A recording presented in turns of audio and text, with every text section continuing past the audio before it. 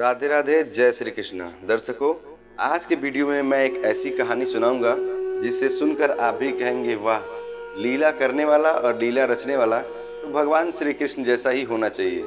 भगवान श्री कृष्ण ऐसी लीला रचते हैं कि उनकी लीला में सब लोग पड़ जाते हैं। और यह कहानी है चावल के एक टुकड़े की। तो इससे पहले कि आप हमारे वीडियो में खो जाएं, अगर आप चैनल पर नए हैं तो चैनल को सब्सक्राइब कर दीजिए ताकि हमारे आने वाली वीडियो की नोटिफिकेशन आपको मिलती रहे। तो आइए शुरू करते हैं। द्वापर युग में पांडव वनवासी का जीवन जी रहे थे और महाकपटी दुर्योधन हस्तिनापुर में एक राजविलासी जीवन जी रहा था। एक दिन महर्षि दुर्वासा, नाम तो आपने सुना ही होगा, महर्षि दुर्वासा, जो कि अपने क्रोध के लिए जाने जाते हैं और बहुत जल्दी क्या है, श्राप दे देते थे। तो एक दिन महर्षि दुर्वासा अपने शिष्यों के साथ हस्तिनापुर अतिथि बन के पधारे। तो दुर्योधन ने उनका काफी अच्छी तरह से आतिथ्य किया, उनका सत्कार किया, सम्मान किया। और इसी पवित्र कार्य के बीच दुर्योधन अपने मामा शकुनी के साथ मिलकर पांडवों को परास्त करने के लिए एक नई योजना बनाने लगा। और जैसे ही योजना बन गई तब वो महर्षि दुर्वासा ऋषि के सामने प्रस्तुत हुआ।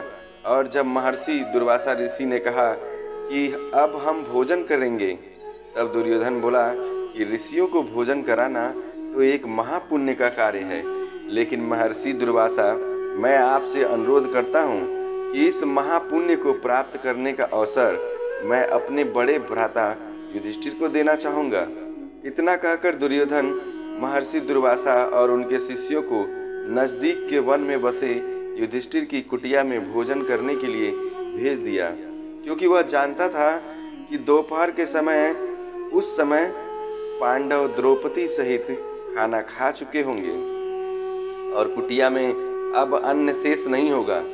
कुछ ही समय में महर्षि दुर्वासा अपने शिष्यों के साथ पांडव की कुटिया के सामने थे और युधिष्ठिर उनका बड़े आदर के साथ स्वागत किया। महाराज युधिष्ठिर, जो अब एक वनवासी का जीवन जी रहे थे, उन्होंने उनका स्वागत किया। महर्षि दुर्वासा ने युधिष्ठिर को दुर्योधन के साथ हुए अपने वार्तालाप को बता दिया और कहा कि मैं और मेरे शिष्य स्नान के पश्चात यहाँ भोजन ग्रहण करेंगे। इतना कहकर वह सभी ऋषिगण स्नान करने के लिए नदी पर गए। धर्मराज युधिष्ठिर ने यह बात तुरंत जाकर द्रौपदी को बताई। तो अब दुर्योधन की चाल जो है समझ में आ गई कि यहाँ पे अन्न शेष नहीं रहेगा और दुर्वासा ऋषि भोजन नहीं करेंगे तो पांडवों को श्राप दे देंगे और उनके श्राप से कोई बच नहीं सकता है। इसलिए दुर्योधन ने महर्षि दुर्वासा और उनके शिष्यों को यहाँ युधिष्ठिर के पास भेजा था।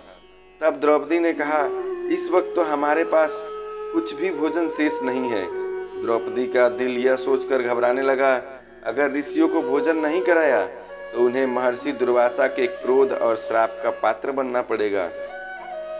उस कठिन घड़ी में द्रौपदी अपने मित्र सखा कृष्ण को याद करने लगी।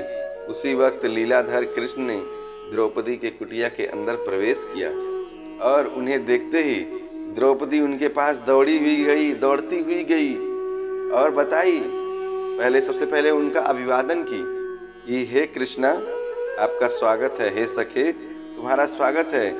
कृष्ण ने कहा, द्रौपदी, तुम्हारी समस्या को कुछ समय के लिए भूल जाएं। पहले मुझे जो है कुछ खाने को दो, मुझे बहुत जोरों की भूख लगी है। तब द्रौपदी ने अक्षय पात्र लाकर कृष्ण के हाथ में दिया। जैसा कि द्रौपदी ने पहले ही बता दिया था कि महर्षि दुर्वासा और उनके शिष्य आए हुए हैं और वह भोजन करने के लिए कह के गए हैं। और देखो, यहाँ अक्षय पात्र में कुछ भी नहीं है। साथ ही साथ अपनी समस्या बताने के बाद जब महर्षि दुर्वासा की बात कृष्ण को पता चली कि अब वह कुछ देर बाद भोजन करने के लिए आने वाले हैं और घर में तो जरा सा भी भोजन शेष नहीं है, तब कृष्ण मुस्कुराने लगे और पात्र में देखने लगे। उस समय उस पात्र में चावल का सिर्फ एक दाना बचा था। वह देखकर भगवान श्री कृष्ण बोले, क्या इसमें तो बहुत खाना बचा है। और वह चावल का बचा हुआ एक दाना उन्होंने खा लिया। इधर कृष्ण के चावल का वह दाना खाते ही उधर स्नान करके नदी से बाहर निकले महर्षि दुर्वासा और उनके शिष्यों का पेट जो है भर गया, उन्हें डकारें आने लगी। अब सोच लीजिए, भगवान श्री कृष्ण ने चावल का एक दाना इधर खाया था, लेकिन डकार कहाँ आ रहा था? उधर।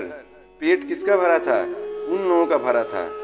और उन्होंने नदी से जैसे ही निकला, डकारें आने लगी। उन्होंने कहा कि वाह, मेरा तो पेट भर गया है, बड़े अच्छे अच्छे व्यंजन हम लोगों ने खाए हैं।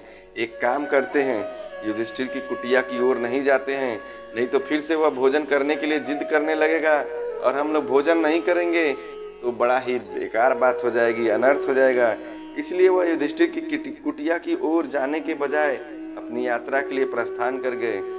इस तरह चावल के एक दाने से ही भगवान श्री कृष्ण ने ऋषियों के पेट को भर दिया और उनके क्रोध और श्राप से पांडवों की रक्षा की। इसीलिए दोस्तों कहा जाता है कि वो तो लीलाधर हैं, वो मायाधर हैं, लीलाधर हैं। भगवान श्री कृष्ण लीला करने के लिए ही धरती पे आए थे, अपनी लीला के लिए ही जाने जाते हैं। यह उनकी एक और रोचक लीला और कथा थी। मुझे उम्मीद है कि यह कथा आपको बहुत पसंद आई होगी, और अगर वीडियो पसंद आया होगा तो चैनल को सब्सक्राइब करके वीडियो को लाइक कर दीजिएगा और अपने दोस्तों को शेयर करना बिल्कुल मत भूलिएगा। जय श्री कृष्णा, राधे राधे।